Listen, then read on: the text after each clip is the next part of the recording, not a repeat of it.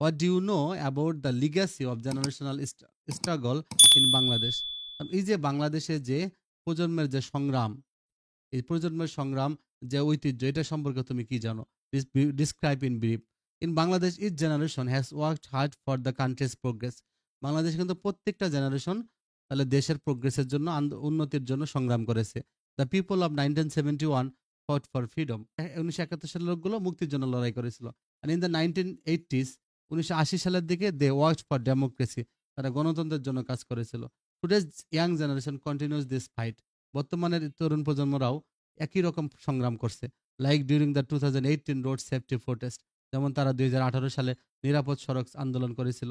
And the 2024 July uprising, এবং 2024 July গণ অভ্যুত্থান। Showing their desire for a better and fairer society. মানে এটা তার দেখাচ্ছে যে তারা হলো একটা সুন্দর এবং স্বচ্ছ একটা সমাজ চায়। Why is good governance important for meeting the needs of new generation. এই যে নতুন প্রজন্মের চাহিদা মেটানোর জন্য কেন সুশাসন অত্যন্ত গুরুত্বপূর্ণ। Good governance is important. এই সুশাসন অনেক গুরুত্বপূর্ণ because it helps solve problem. কারণ এটা সমস্যার সমাধানে সাহায্য করে।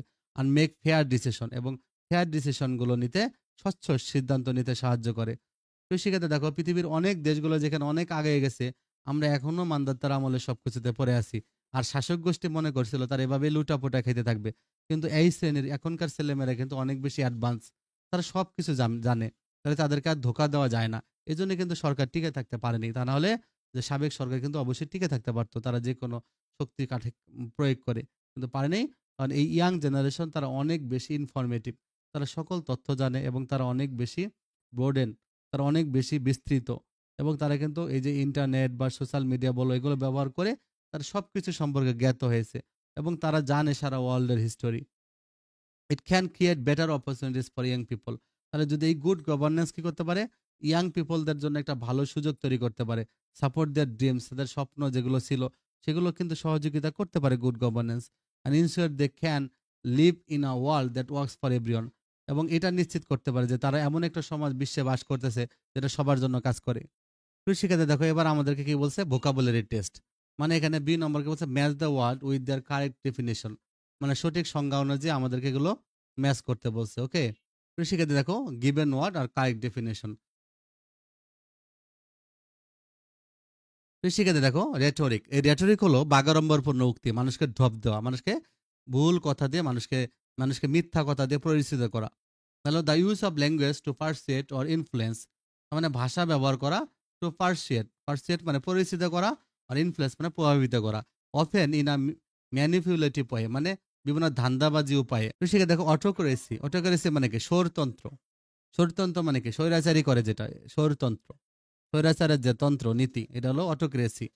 আর সিস্টেম অফ গভর্নমেন্ট এমন এক ধরনের সরকারি পদ্ধতি where power is held by one person with absolute authority, মানে একজন ব্যক্তির হাতে সর্বময় কর্তৃত্বের অধিকারী একজন ব্যক্তি। তো সে দেখো প্যারাডক্স। তাহলে প্যারাডক্স হলো আসলে একটা ভিন্ন মত বোঝায়, মানে প্রচলিত মতের বিরুদ্ধে একটা মত। A paradoxical situation where two opposite condition exist simultaneously. তার মানে আ প্যারাডক্সিক্যাল সিচুয়েশন মানে একটা আপাত বিরোধী পরিস্থিতি, হোয়ার টু অপোজিট, হোয়ার যেখানে টু অপোজিট কন্ডিশন, যেখানে দুইটা অবস্থা এক্সিস্ট অবস্থান করে, সিমুলটেনিয়াসলি মানে স্বতঃস্ফূর্তভাবে দুইটা অবস্থা থাকে। তা দেখো কনসাসনেস। কনসাসনেস মানে কি, সচেতনতা। Awareness or understanding of something, কোনো কিছু হলো কি বোঝা, সচেতন হওয়া। Specially the state of wands mind, বিশেষ করে হলো মানুষের মনের অবস্থা সম্পর্কে। ফ্রাস্ট্রেশন। ফ্রাস্ট্রেশন মানে কি, হতাশা। The feeling of being upset or annoyed, হতাশ হয়ে যাওয়া বা বিরক্ত বোধ করা। Specially because of an inability, মানে অক্ষমতার কারণে। To sense or achieve something, কোনো কিছু অর্জন করতে বা পরিবর্তন করতে যদি অক্ষম হয়, তাহলে এইরকম ক্ষেত্রে কি হয়, মানুষ আপসেট এবং অ্যানোয়েড হয়। এটা হলো ফ্রাস্ট্রেশন, মানে হতাশা। শিখে দেখো এখানে একটা শূন্যস্থান আছে, আমরা এই শূন্যস্থানগুলো করব। ফিল ইন দ্য গ্যাপস, এটা সি নম্বর, এটা তোমাদের এই লেসনের last activity. Fill in the blanks using the word from the list below. এখানে কতগুলো শব্দ দেওয়া আছে দেখো, lords generation, Gen Z, political, digital আর কানেক্টেড। এটা দিয়ে আমরা শূন্যস্থানগুলো পূরণ করব। কি বলছে এক নম্বরটা দেখো, বলছে the term dash refers to the generation affected by the aftermath of world war one and the great depression. তাহলে আমরা কোন শব্দটাকে ব্যবহার করতে পারি, যেটা হলো জেনারেশন, এই যে ওয়ার্ল্ড ওয়ার বিশ্বযুদ্ধের পর এবং বিভিন্ন মন্দা যে দেখা দিয়েছিল, গ্রেট ডিপ্রেশন যে মহামন্দা ছিল, তারপরে যে সময়টা প্রজন্মটা, এটা হলো লস্ট জেনারেশন বলা হয়। কি বলা হয়? Lost generation. Dash is the first generation to grow up entirely in the digital age, মানে পুরা ডিজিটাল এজে বড় হয়েছে এরকম প্রথম জেনারেশন কি হলো? Generation Z.